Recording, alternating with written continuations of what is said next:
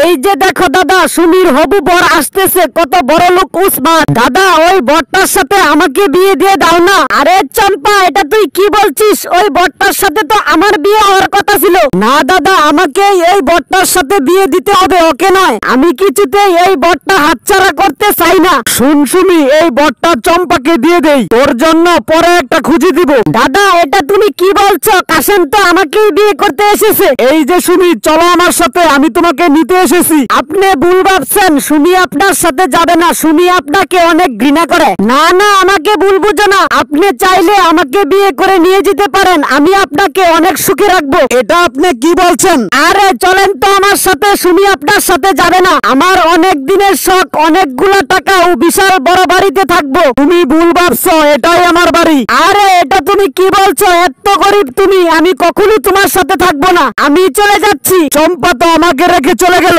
আমারই ভুল হয়েছে, ওকে এনে। প্রিয় বন্ধু, ভিডিওতে লাইক ও চ্যানেলটি সাবস্ক্রাইব করতে ভুলবেন না।